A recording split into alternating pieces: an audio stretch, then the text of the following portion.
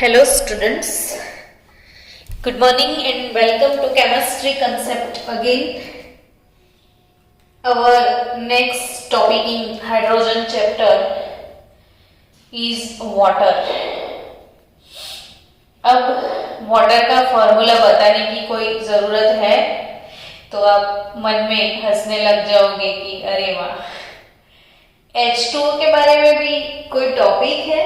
तो यस, आपको वाटर के बारे में भी पढ़ाई करनी है। बोलो तो अब क्या बोलूं वाटर के तारीफ में। तो तारीफ में वाटर है कि भाई वाटर जो है वो वाटर अगर एक दिन आप नहीं पीते हो तो आपका कंडीशन क्या हो जाता है। अरे एक दिन की छोड़ो, चलो आपने 5 घंटे तक पानी नहीं पिया तो आपका कंडीशन क्या होगा वो पता ही है ना आपको।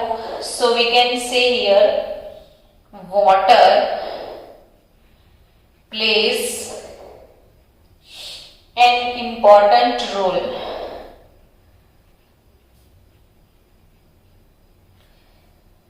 For living entities.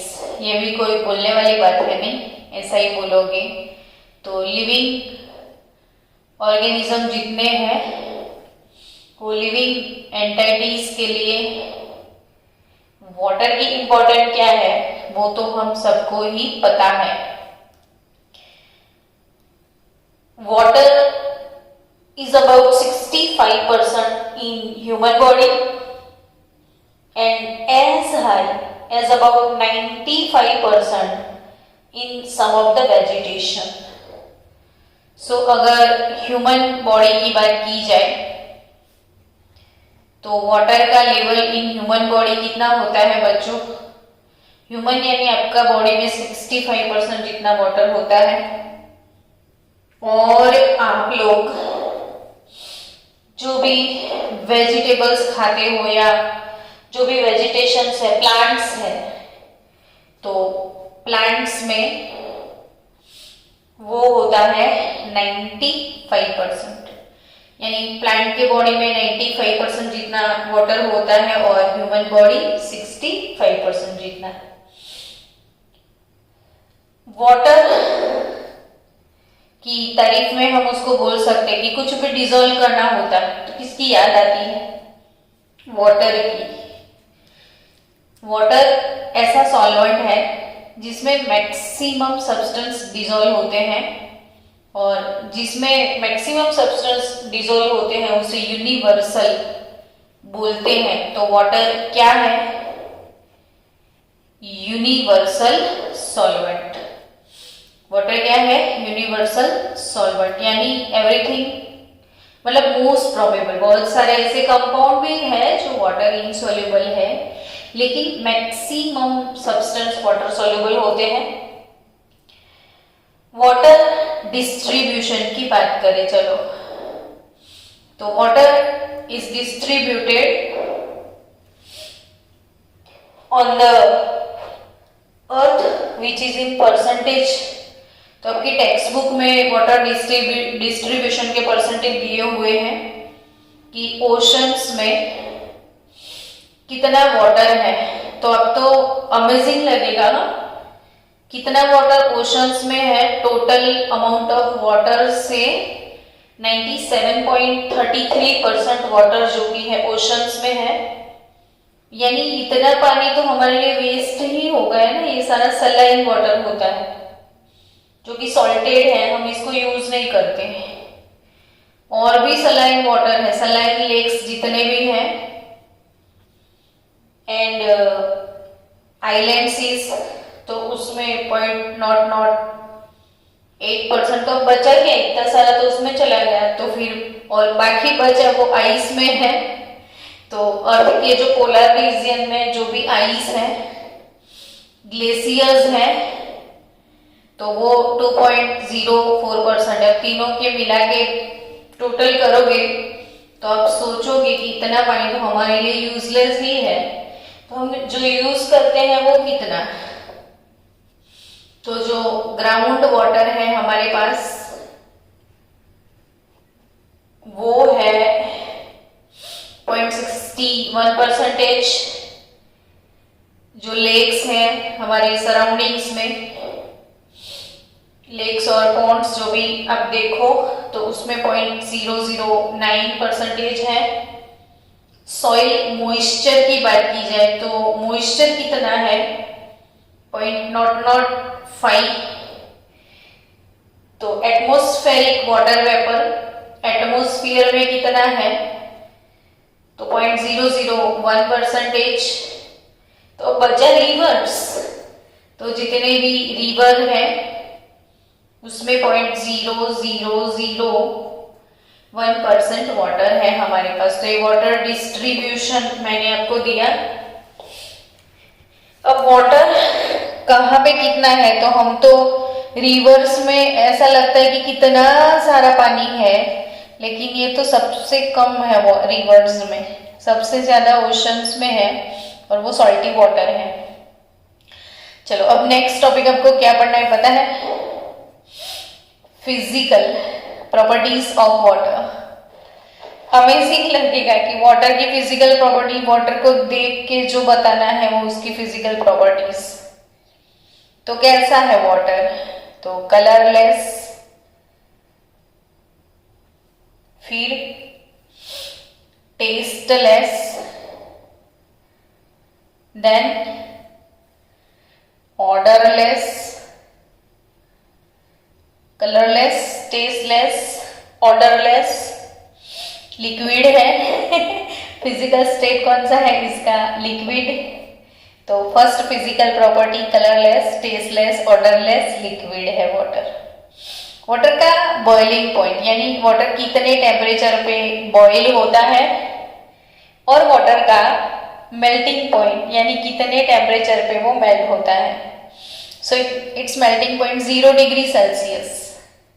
0 पे आइस जो है वो मेल्ट होना शुरू कर देता है, तो 0 डिग्री सेल्सियस को केल्विन में कन्वर्ट करोगे ना तो 273 केल्विन मिलेगा। और वाटर बॉईल होता है 100 डिग्री सेल्सियस पे यानी 373 केल्विन इसका बॉइलिंग पॉइंट है। वाटर का डेंसिटी कितना है, डेंसिटी ऑफ वाटर, तो वो भी नींद में कोई बता दे कि हाँ पता है water density at room temperature यानी एट 290 केल्विन टेम्परेचर पे density of water is nothing but 1 ग्राम पर सेंटीमीटर क्यूब और ml। यानी वाटर के लिए आप 1000 ml लेते हो तो वो ग्राम में कितना होता है 1000 ग्राम ही होता है, क्योंकि डेंसिटी ऑफ वाटर 1 और density is nothing but mass by volume. अगर डेंसिटी 1 है तो मास बाय वॉल्यूम यानी mass is equal to volume. तो वाटर की डेंसिटी 1 है इसलिए 1000 ml 1000 ग्राम के ही बराबर होता है। चलो नेक्स्ट प्रॉपर्टी ऑफ वाटर की बात करें तो वाटर ऑक्सीजन और हाइड्रोजन से बनता है। ऑक्सीजन और हाइड्रोजन के बीच में शेयरिंग होता है, और जब भी इलेक्ट्रॉन का शेयरिंग होता है तो ये वाले बॉन्ड कौन से हैं, कोवैलेंट बॉन्ड है। इलेक्ट्रॉन शेयरिंग से जो बॉन्ड बनते हैं वो कौन से बच्चों, कोवैलेंट बॉन्ड। नाउ अगर कोवैलेंट बॉन्ड है तो ये लोन पेयर किसकी तरफ अट्रैक्ट होते हैं, तो ऑक्सीजन की तरफ, यानी ये पार्शियल नेगेटिव चार्ज है, ये पार्शियल पॉजिटिव, इन दोनों का मिला के 2 नेगेटिव और ये पॉजिटिव। अब बच्चों इसमें क्या हो गए, तो कि पोल्स हो गए, एक पॉजिटिव पोल भी है एक नेगेटिव पोल भी है। तो इसकी फिजिकल प्रॉपर्टी हम बोल सकते हैं कि वाटर जिसमें पॉजिटिव नेगेटिव पोल है, oxygen negative pole, hydrogen positive pole, तो water has polar nature. Water has polar nature, तो वाटर का नेचर कैसा है, पोलर नेचर है। नेक्स्ट वाटर की बात करें तो ऑक्सीजन, वाटर में जो ऑक्सीजन है इसका हाइब्रिडाइजेशन क्या है वो समझते हैं। तो किसी का भी हाइब्रिडाइजेशन, मैंने आपको कोवेलेंट बॉन्ड वाला जो चैप्टर है केमिकल बॉन्डिंग, इसमें वाटर मॉलिक्यूल का पूरा हाइब्रिडाइजेशन एक्सप्लेन किया हुआ है। According to VSEPR theory, water, ammonia और मीथेन मॉलिक्यूल, तीनों ही मॉलिक्यूल का मैंने हाइब्रिडाइजेशन आपको पूरा एक्सप्लेन किया है। चलो कोई बात नहीं, अगर आप भूल गए हो तो हम इसको रिवाइज किए देते हैं कि हाइब्रिडाइजेशन कैसे निकालोगे। तो आपके पास फॉर्मूला है इलेक्ट्रॉन पेयर का। इलेक्ट्रॉन पेयर कैसे कैलकुलेट करते हो, तो half V plus M minus C plus A, यानी हाफ V यानी वैलेंस इलेक्ट्रॉन, ऑक्सीजन की वैलेंस ऑर्बिट में 6 इलेक्ट्रॉन, मोनोवैलेंट एटम 2 है, 4 एनायन कैटायन 8/2 यानी 4 इलेक्ट्रॉन पेयर है। So according to that water में ऑक्सीजन कौन से हाइब्रिडाइजेशन में है, sp3। अब वो हाइब्रिडाइजेशन की भी डिस्कशन कर ही लेते हैं कि oxygen Z is equal to 8, इसका एटॉमिक नंबर है। अब ऑक्सीजन की कॉन्फ़िगरेशन देखो तो 1s2, वो तो वैसे भी यूटिलाइज नहीं होगा, लास्ट ऑर्बिट यूटिलाइज होगा, तो यहाँ पे हीलियम को ऐसे ही लिख दो 2s2, फिर 2p x 2 2py1 2pz1। Oxygen का कॉन्फ़िगरेशन, हीलियम में 2 प्लस 2 4, 4 प्लस 4 8 इलेक्ट्रॉन है टोटल। सो 2p4 है ना। नाउ ऑक्सीजन की बात करें तो हीलियम, अब हाइब्रिडाइजेशन कौन सा होने वाला है, sp3, तो sp3 हाइब्रिडाइजेशन होगा। तो 1 2 3 4 5 6, मतलब कितने इलेक्ट्रॉन है, तो ये 4 प्लस 2 6, तो मैंने 6 अरेंज कर दिए। अब पॉसिबिलिटी इधर है, ये कौन सा हाइब्रिडाइजेशन हो गया, sp3। अब यहाँ पे पॉसिबिलिटी है कि खाली मतलब एम्प्टी स्पेस है, तो कोई भी अपने इलेक्ट्रॉन डोनेट करके यहीं पे बॉन्ड बना सकता है। तो oxygen in H2O molecule, helium,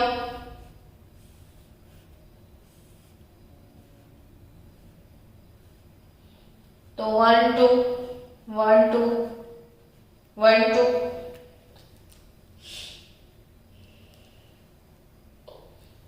इधर हाइड्रोजन के एक एक इलेक्ट्रॉन है, हाइड्रोजन की 1s ऑर्बिट के, इधर भी हाइड्रोजन की 1s ऑर्बिट के, यानी 2 बॉन्ड बन गए।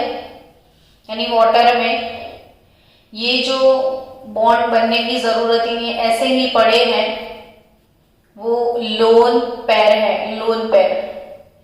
और जो बॉन्ड बन गए हैं वो बॉन्डिंग पेयर। तो बच्चों फिर से आपको मैं मेमोराइज करवा दूं कि जो ऑक्सीजन है वो sp3 हाइब्रिडाइजेशन में है। ये पूरा टॉपिक मैंने VSEPR थियरी में सिखाया हुआ है, जिसमें मैंने एमोनिया, वाटर और मीथेन तीनों मॉलिक्यूल का हाइब्रिडाइजेशन बहुत ज्यादा डिटेल में एक्सप्लेन किया है। तो VSEPR थियरी एक बार देख लेना फिर से। फिर भी मैं आपको बता देती हूँ कि ऑक्सीजन जो है वो sp3 हाइब्रिडाइजेशन में होगा। सो इधर 2s में 2 इलेक्ट्रॉन और 2p4 इसका कॉन्फ़िगरेशन है। अब sp3 यानी एक s और 4 मतलब 3p ऑर्बिटल, टोटल 4 ऑर्बिट हो गई। तो 1 2 3 4 5 6 इलेक्ट्रॉन ऐसे अरेंज हो गए।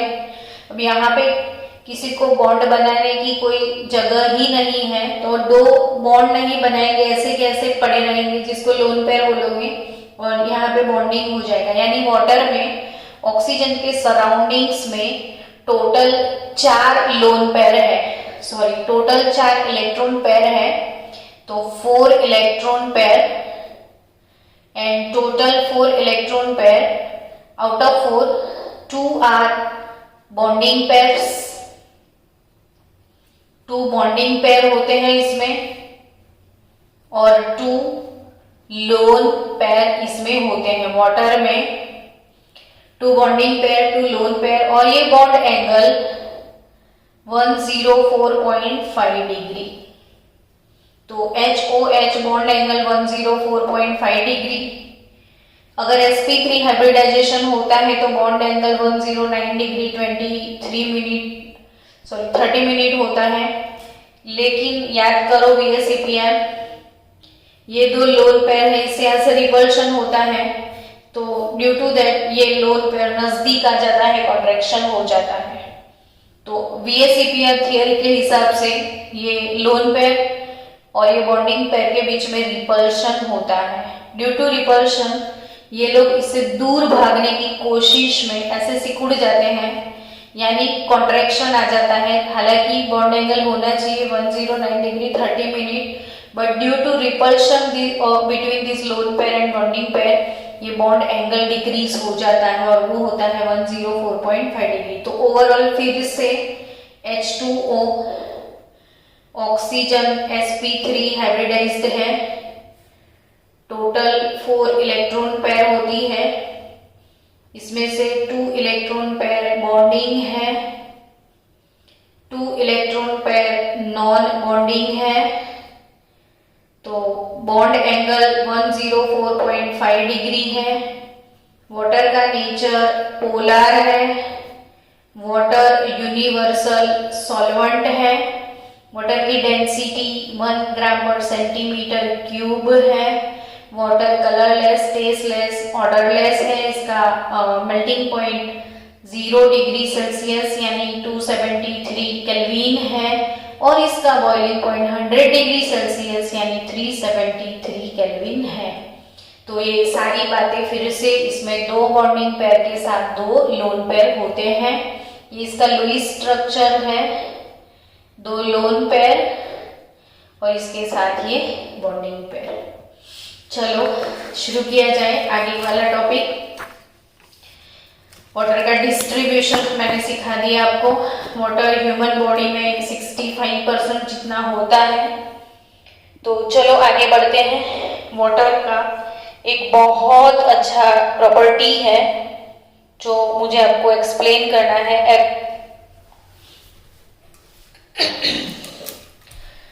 चलो वाटर के बारे में मोस्ट IMP बात। वाटर की मोस्ट IMP बात है एना मोलस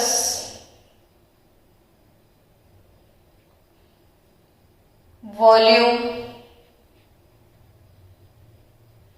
expansion.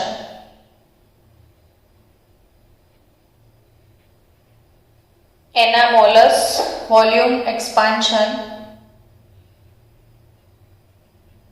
between 273 Kelvin to 277 Kelvin। Nice topic, important topic. जब भी मैं ऐसा अलार्म बजाऊं कि IMP फॉर नीट जी, तो बच्चों लेक्चर सुनते सुनते ना आप जागते रहना, फिर अपनी नोटबुक में अच्छे से लिख देना, फिर एक हो सके तो एक चार्ट में लिख के रखो, ताकि जब भी आपका ध्यान उस पे जाए आपको वो प्रिपेयर हो जाए। Anomalous volume expansion. चलो हम बात करते हैं चार्ल्स अंकल की। चार्ल्स अंकल ने एक चीज सिखाई थी, V प्रोपोर्शनल टू T, यानी volume is directly proportional to its temperature. मतलब ये होता है बच्चों कि टेम्परेचर अगर आप इंक्रीज करो तो वॉल्यूम इंक्रीज होता है। भूल जाओ ना तो वीडियो फिर से रिवाइज करके देख लेना। जैसे जैसे टेम्परेचर इंक्रीज करोगे तो वॉल्यूम इंक्रीज होगा, तो अगर टेम्परेचर डिक्रीज करोगे तो वॉल्यूम क्या होगा? डिक्रीज। यानी बच्चों कि अगर हमारे पास 400 केल्विन पे वाटर का तो वेपर ही होता है ना, 400 केल्विन पे वाटर लिक्विड फेज में नहीं होता है, क्योंकि वाटर का बॉइलिंग पॉइंट तो 373 केल्विन है और 373 केल्विन पे वाटर बॉईल हो जाता है तो वो स्टीम बन जाता है। अब 400 केल्विन पे तो वाटर स्टीम ही होगा। तो अब धीरे धीरे धीरे धीरे धीरे 400 केल्विन से टेम्परेचर डिक्रीज कर रहे हो, 277 केल्विन तक डिक्रीज करते करते करते आ गए, तो साथ में वाटर का वॉल्यूम भी डिक्रीज होता है। डन बच्चों, आईएमपी चीज है, ध्यान रखना, समझ लो अच्छे से वाटर के बारे में कि वाटर का बॉइलिंग पॉइंट कौन से टेम्परेचर है, 400 केल्विन है। जैसे जैसे जैसे वो 400 केल्विन से नीचे 277 केल्विन तक आएगा तो टेम्परेचर डिक्रीज होगा, तो उसी टाइम वॉल्यूम भी डिक्रीज होगा। अब 277 से धीरे धीरे डिक्रीज करके 273 केल्विन तक जाते हो, हमने वही रेंज बताई है। तो जब 273 से 277 से डाउन होके कहां पे जा रहे हो, 270 केल्विन में, तब वॉल्यूम डिक्रीज होने की जगह पे सिर्फ इतनी रेंज में वॉल्यूम डिक्रीज होने के बदले क्या हो जाता है, वॉल्यूम इंक्रीज हो जाता है। और इसे डिक्रीज होना चाहिए, लेकिन वाटर में सिर्फ ये चीज अलग सी होती है, इसीलिए इसे कौन सा बिहेवियर बोलते हैं, एनामोलस वॉल्यूम एक्सपांशन। बच्चों, अपने अगर एंटरटेनमेंट मूवी अगर देख लिया है तो इसमें एक जो डॉग होता है वो एक लेक के ऊपर जाता है, पर पूरा लेक ना ठंडक की वजह से वो आइस में कन्वर्ट हो गया है, लेकिन कहीं एक लूप होल है और ऊपर का ग्लेशियर टूट जाता है तो नीचे पानी ही होता है, आइस नहीं होता है। यानी विंटर के मौसम में कश्मीर जैसे और लेह लद्दाख जैसे जो एरिया है वहां पे जो लेक्स है तो वहां पे टेम्परेचर बहुत डाउन जाता है, तो ड्यू टू दैट पूरे लेक्स जो है वो आइस में कन्वर्ट हो जाते हैं। तो उसी वक्त हमको टेंशन रहती है कि उसमें जितने एक्वेटिक एनिमल्स हैं वो मर नहीं जाएंगे, बर्फ बन जाएगा तो। लेकिन वही इन लोगों को बचाने के लिए कुदरत ने ये एनामोलस वॉल्यूम एक्सपेंशन दे दिया कि आप देखोगे ना तो वाटर की सिर्फ ऊपरी परत जो है, सिर्फ ऊपर का हिस्सा जो है ना वो आइस होता है और नीचे पानी पानी ही रहता है, क्योंकि टेम्परेचर रेंज वही होता है। तो ऐसा क्यों होता है, तो कि जब वाटर का वॉल्यूम डिक्रीज होता है फिर वाटर के मॉलिक्यूल एकदम एक दूसरे के करीब आने लगते हैं, तो क्या सीन होता है वो मैं समझा रही हूँ, ध्यान से देखना कि वाटर मॉलिक्यूल जिसके पास 2 लोन पेयर और 2 बॉन्डिंग पेयर है, फिर दूसरा वाटर का मॉलिक्यूल 2 बॉन्डिंग पेयर, तीसरा वाटर का मॉलिक्यूल, तो ऐसे एक मॉलिक्यूल सीधा फिर उल्टा फिर सीधा। और ये इलेक्ट्रॉन पेयर हमेशा कौन से चार्ज वाला होता है, तो आराम से बोल सकते हो ना कि इलेक्ट्रॉन पेयर नेगेटिव होता है और ये वाला हाइड्रोजन पॉजिटिवली चार्ज होता है। हमने एक डेफिनेशन पढ़ा था कि attraction force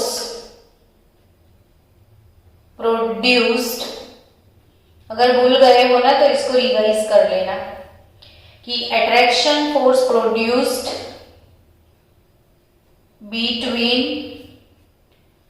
positively charged hydrogen and electro and lone pair of electronegative element, lone pair of electronegative element is called hydrogen bond। Definition आप भूल गए होंगे, बहुत दिन हो गए हैं ना, तो इसको बिना भूले आप लिख देना बच्चों, हाइड्रोजन बॉन्ड क्या है।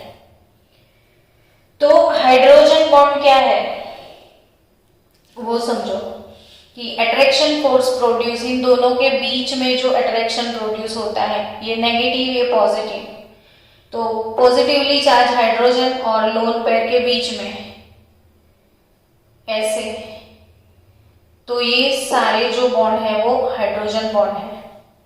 ये 2 डायमेंशनल फिगर है। 3 डायमेंशनल में इसके ऊपर भी ऐसे आते हैं, तो ये वाले ऑक्सीजन के ऊपर भी ऐसे अट्रैक्शन फोर्स होते हैं, यानी 1 ऑक्सीजन एटम 4H2O के साथ हाइड्रोजन बॉन्ड बनाता है। ये नीट जी का MCQ याद रखना कि वाटर के अंदर कोई भी एक ऑक्सीजन एटम कितने पानी के मॉलिक्यूल के साथ हाइड्रोजन बॉन्ड बनाता है, तो वो 4 मॉलिक्यूल के साथ हाइड्रोजन बॉन्ड बनाता है। कितने मॉलिक्यूल के साथ? 4। भूल मत जाना, शोर मचाओ, जोर जोर से बोलो, जोर जोर से रूम में चिल्लाओ। एक ऑक्सीजन 4 H2O। शोर मचाओ बच्चों, शोर। एक ऑक्सीजन 4 H2O। और इससे आपको याद हो जाएगा, ये सारे MCQ है। एनामोलस बिहेवियर, डिक्रीज होने की जगह पे वॉल्यूम इंक्रीज हो जाता है। कौन से टेम्परेचर के बीच? तो 277 से 273 के बीच में। क्यों? तो ये हाइड्रोजन बॉन्ड बनने लग जाते हैं। अब हाइड्रोजन बॉन्ड से क्या फर्क पड़ता है? तो बीच में देखो ये एम्प्टी स्पेस आ गई, तो ऐसे अंदर बहुत सारे हॉल्स बनने लगेंगे। और जब ऐसे हॉल, जगह बन रही है, बहुत सारे अंदर हॉल बनने लगेंगे, तो ड्यू टू दैट स्पेस ये हल्का हो जाएगा। आप आज एक एक्सपेरिमेंट करना कि वाटर लेना, वाटर में आइस क्यूब डालना, तो आइस क्यूब जो है वो वाटर के ऊपर फ्लोट करते हैं, तो ये आइस क्यूब पानी के नीचे डूब जाने चाहिए, जबकि इसका फ्लोटिंग हो रहा है। तो क्यों फ्लोट कर रहे हैं? तो इसका सीधा साधा मतलब जो फ्लोटिंग करता है उसकी डेंसिटी कम होती है। फिर से इंपॉर्टेंट बात, शोर मचा दो बच्चों, कि density of ice is less than that of density of water.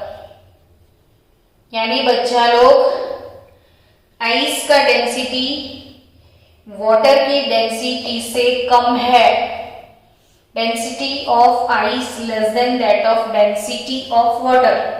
ये हल्के फुल्के हैं, इसीलिए पानी पे फ्लोट करते हैं। तब भी बच्चों, जैसे ही टेम्परेचर 277 केल्विन से फॉल डाउन होता है, तो पानी के अंदर हाइड्रोजन बॉन्ड बनने लगते हैं।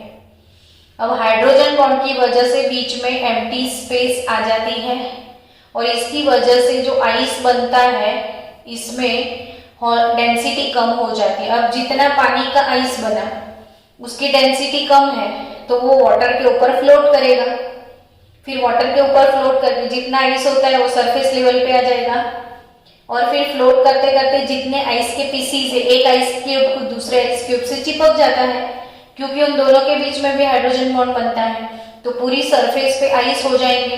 अब टेम्परेचर कितना भी डाउन चला जाए, आइस के नीचे वाला जो पानी है वो कभी आइस नहीं बनेगा, वो पानी पानी ही रहेगा। तो यानी कि बच्चों 277 केल्विन से लेके 273 केल्विन के बीच में वाटर जो है उसका वॉल्यूम इंक्रीज हो जाता है, जिसे एनामोलस वॉल्यूम एक्सपांशन बोला जाता है। तो आई थिंक ये चीजें आपको क्लियर कट समझ में आ गई है, मैं ऐसा समझ लूं, है ना। अब बच्चों नेक्स्ट टॉपिक है chemical properties of water. Next topic कौन सा है? Chemical properties. केमिकल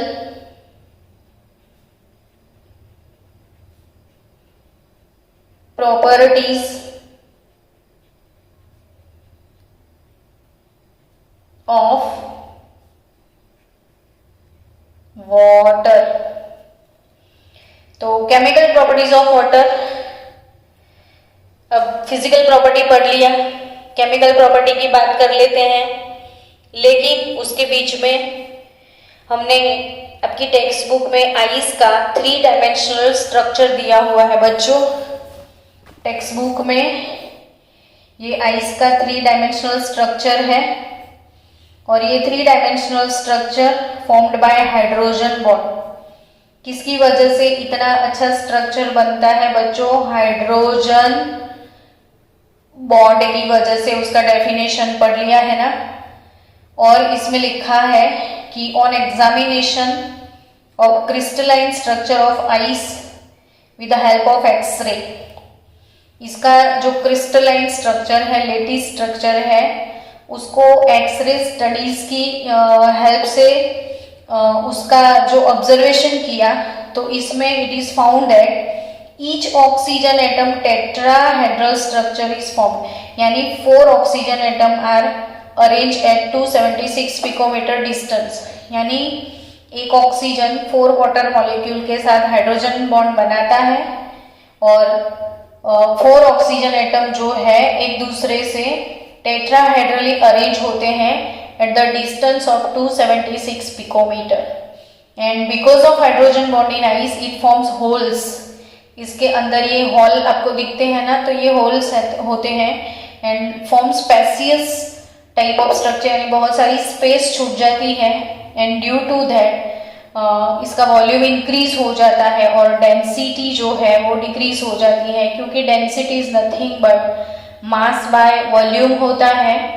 और जैसे ही वॉल्यूम इंक्रीज हो जाता है डेंसिटी, वॉल्यूम इंक्रीज हो जाता है डेंसिटी डिक्रीज हो जाती है। तो आप याद रखना कि density of ice is less than that of water. चलो अपना नेक्स्ट टॉपिक है केमिकल प्रॉपर्टीज ऑफ वाटर। इसमें सबसे पहला टॉपिक क्या है? केमिकल प्रॉपर्टी वाटर की। तो सबसे पहली बात है molarity of pure water. Molarity of pure water, ये क्वेश्चन नीट में बोर्ड में था बहुत बार। तो प्योर वाटर की मोलारिटी कितनी? तो बोले मोलारिटी यानी क्या? तो मोलारिटी यानी मास मोल अपॉन लीटर होता है ना। Molarity is nothing but mole by litre. अब आप 1 लीटर वाटर यानी 1000 ml वाटर यानी 1000 ग्राम, क्योंकि वाटर का डेंसिटी 1 है, जितने ml उतने ग्राम। तो अब पानी के लिए मोल कैसे निकालोगे भाई? तो सोचो मास by volume, molar mass, given mass upon molar mass. तो गिवन मास 1000 ग्राम, पानी का मोलर मास 18 ग्राम पर मोल, सो बचा लोग 55.55 मोल्स आएंगे। तो पर लीटर मोल कितने हैं? 55.55। तो ये चीज याद रखना, मोलारिटी ऑफ प्योर वाटर की मोलारिटी 55.55 मोलर होती है। प्योर वाटर की मोलारिटी कितनी है? 55.55 मोलर। चलो दूसरी बात, अब वाटर, दुनिया भर के सब्सटेंस को लोग वाटर में डिसॉल्व करते हैं। तो अब वाटर को किस में डिसॉल्व करोगे? तो बोले वाटर में ही। तो वाटर के अंदर सेल्फ आयोनाइजेशन होता है, खुद के अंदर है, इसे इसलिए क्या बोलते हैं? Self ionisation. तो H3O प्लस बनता है और इसमें से OH माइनस आयन मिलते हैं। फिर से बच्चों चोर मचाए शोर, आप इसको बहुत अच्छे से समझो। H2O plus H2O gives H3O plus OH minus. जागो ग्राहक जागो। पानी H3O प्लस OH माइनस। पानी का खुद का पानी के अंदर आयोनाइजेशन, सो इसे बोला जाता है सेल्फ आयोनाइजेशन। इसमें से प्रोड्यूस होते हैं H3O plus ion and OH minus ion. So ये अनडिसोसिएटेड वाटर की मोलारिटी है 55.55 मोलर और डिसोसिएटेड वाटर की मोलारिटी है ये 10⁻⁻7 मोलर जितने ही होते हैं। ये चीजें याद रखा करो। This is IMP for you. तो remember that H2O plus H2O 5/10 लिख देना ताकि आपका प्रिपेयर हो जाए कि पानी के अंदर ये दो आयन होते हैं और दोनों का कंसंट्रेशन इतना ही होता है। सो दैट बच्चों ये याद हो गया। इससे आपने 10th में सीखा होगा कि pH कैसे निकालते हो। तो माइनस लॉग H3O प्लस से pH निकलता है। ये फॉर्मूला pH का भी याद रखना। So minus log concentration of H3O plus यानी 10⁻⁻⁷। तो ये माइनस और ये -7 आगे चला जाएगा तो ये हो जाएगा +7। तो pH इज इक्वल टू +7। अब POH अगर निकालना है तो उसका फॉर्मूला है minus log concentration of OH minus है यानी minus log concentration of 10⁻⁻⁷ molar. तो it is nothing but 7। So POH is equal to 7।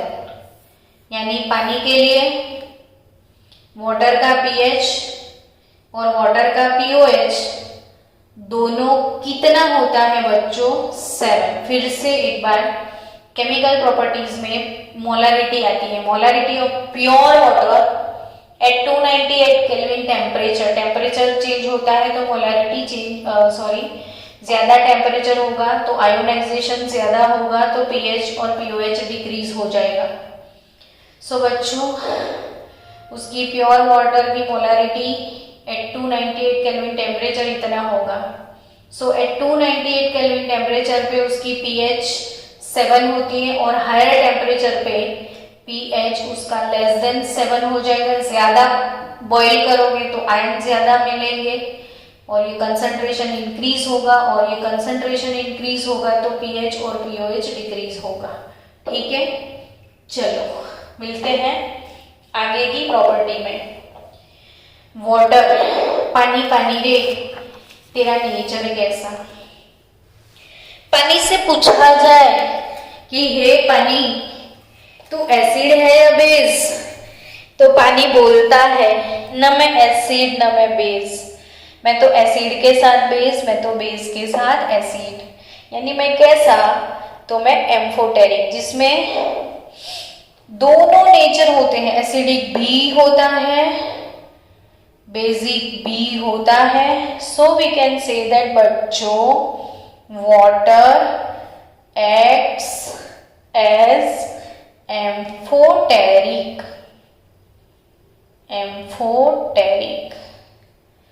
Water का नेचर कैसा है? तो वो एम्फोटेरिक है, यानी एसिड के साथ मैं बेस बनता हूं, मुझे बेस दे दो मैं एसिड हो जाऊंगा। चलो कोई बेस लिखते हैं। तो एमोनिया बेस, ये बेस है, इसमें पानी को डाल दिया तो पानी ने प्रोटॉन को डोनेट किया। जो प्रोटॉन डोनेट करते हैं वो एसिड होते हैं। मन में ठान लो ये चीज। प्रोटॉन जिसने डोनेट किया वो तो एसिड। तो प्रोटॉन डोनेट किया, बन गया NH4+, तो वाटर से मिलेगा OH-, प्रोटॉन यानी H+। तो यहाँ पे पानी है एसिड। ये बेस के अंदर से जो स्पीसीज मिला वो उसका कॉन्जुगेट एसिड इसको बोला जाता है। और एसिड से जो मिलता है वो कॉन्जुगेट बेस होता है। चलो नेक्स्ट, अगर मैंने कोई एसिड ले लिया HCl, इसमें मैंने H2O डाल दिया, तो अभी पानी प्रोटॉन डोनेट नहीं करेगा, ये एसिड डोनेट करेगा। तो H इसको डोनेट करेगा, ये बन जाएगा H3O+ और वो बन जाएगा Cl-। ये तो ये एसिड हो गया, ये यहाँ पे बेस हो गया। तो ये बच्चों एसिड से मिला उसका कॉन्जुगेट बेस, बेस से मिला इसका कॉन्जुगेट एसिड। तो आप देख सकते हो इथे पानी एसिड है, इथे पानी बेस है, तो जो एसिडिक और बेसिक दोनों प्रॉपर्टीज इसके होते हैं उसे बोला जाता है एम्फोटेरिक।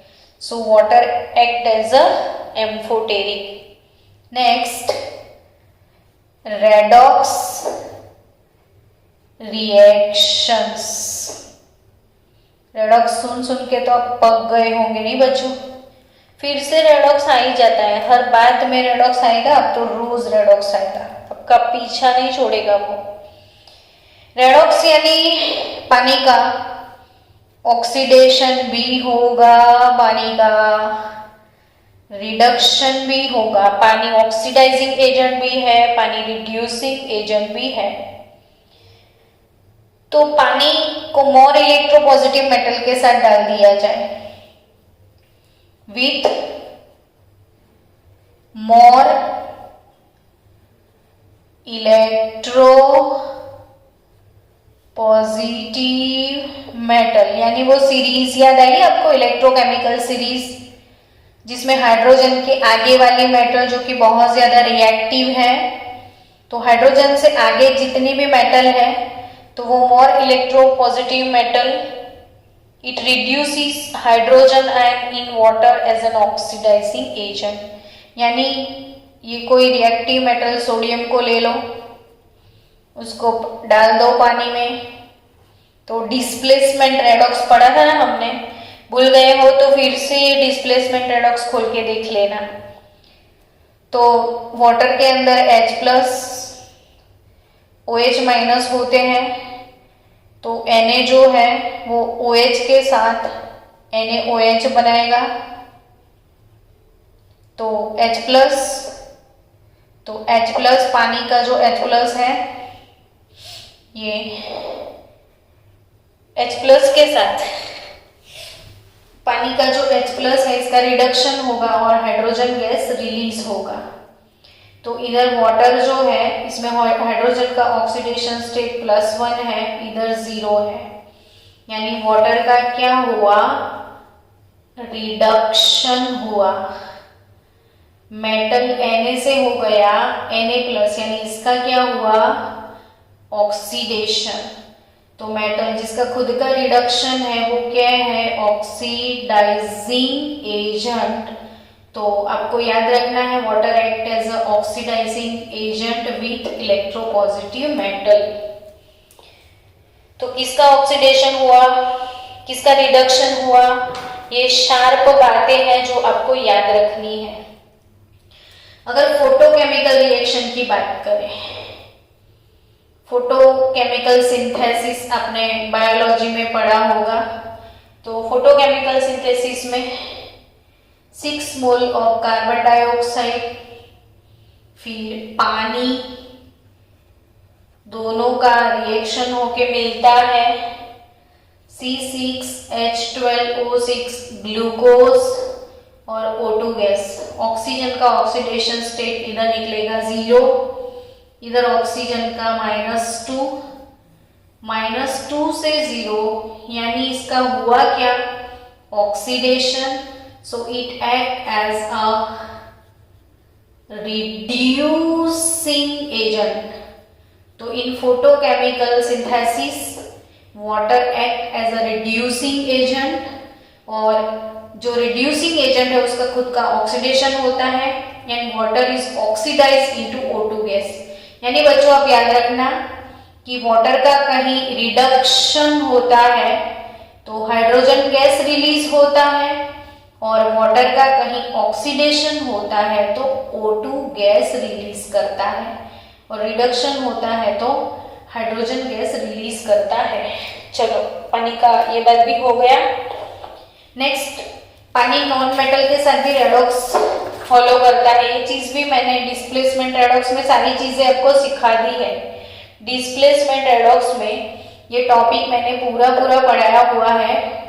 नॉन मेटल यानी फ्लोरीन पानी के साथ अगर रिएक्ट करता है तो अगेन डिस्प्लेसमेंट रेडॉक्स होगा, हाइड्रोजन फ्लोरीन से हाइड्रोजन फ्लोराइड कंपाउंड बनेगा, और O2 गैस रिलीज होगा, यानी वाटर का इधर क्या हुआ, oxidation. So water act as a reducing agent with non metals. तो as a reducing agent it reduces fluorine to fluoride as a reducing agent. Water as a reducing agent, it reduces fluorine to fluoride.